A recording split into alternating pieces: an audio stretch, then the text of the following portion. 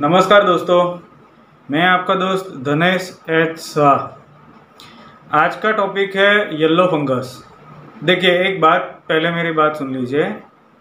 ये वीडियो आप पूरा नहीं देखोगे ना तो आपको समझ में नहीं आएगा कि इसके क्या लक्षण हैं, कैसे कैसे क्या क्या दवाइयाँ और मेडिसिन दिए जाते हैं, कब कब आपको क्या क्या परहेज लेना है।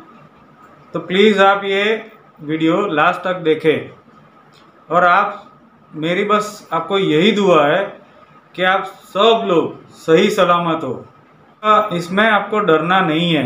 मुझे किसी ने कहा था कि दिनेश भाई, आपके वीडियो देखने में बहुत ही डेंजरस लगते हैं और ये सही में ऐसा हो सकता है। मैंने बोला, भाई ये जिसकी तकलीफ़ जिसको हो रही है उसी को मालूम पड़ सकता है कि कैसे इंसानों को कैसे कैसी तकलीफ हो रही है।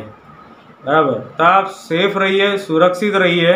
तो आज का ये वीडियो शुरू करते हैं। ये येलो फंगस जो है वो ब्लैक फंगस और वाइट फंगस से ज़्यादा खतरनाक है। इसका सबसे पहला केस गाज़ियाबाद में आया है और दूसरे 3 केस पटना शहर में आया है। एक्सीडेंटली हुआ क्या है, हम क्यों इसके बारे में डिस्कस कर रहे हैं। मैं जब वीडियो शूट कर रहा हूँ तब की है। शायद जब आप वीडियो देखें तब तक केस घट भी सकते हैं और बढ़ भी सकते हैं। अब ये फंगस की बात करें तो ये हमारी बॉडी के अंदर इंटरनली ग्रो करता है और ये फंगस बाकी के 2 फंगस से ज़्यादा खतरनाक बताया जा रहा है। सबसे ज़्यादा ज़रूरी है कि ट्रीटमेंट जल्दी से जल्दी करानी है।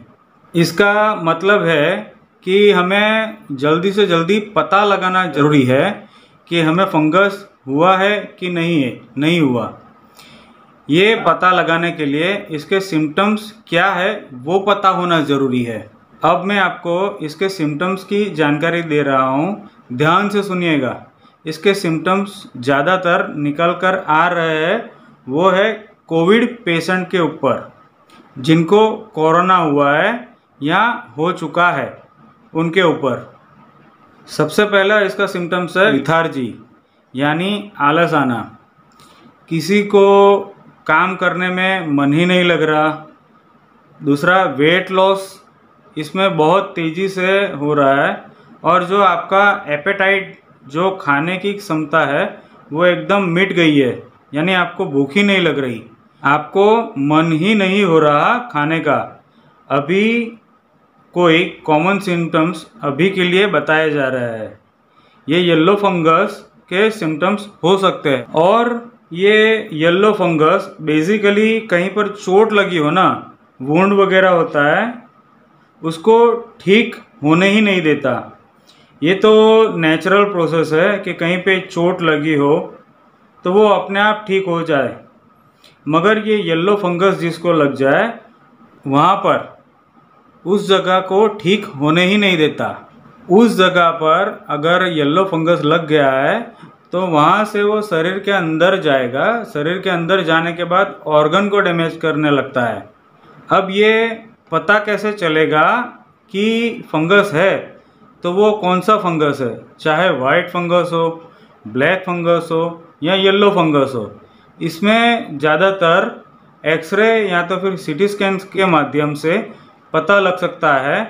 अगर बॉडी के बाहर के भाग को फंगस लगा है तो बॉडी के पार्ट को लेकर बायोप्सी टेस्ट करवाना पड़ता है, लेकिन ज़्यादातर ये इंटरनली होता है, नाक में या गले में या लंग्स में, तो आपको सीटी स्कैन भी करवाना पड़ सकता है।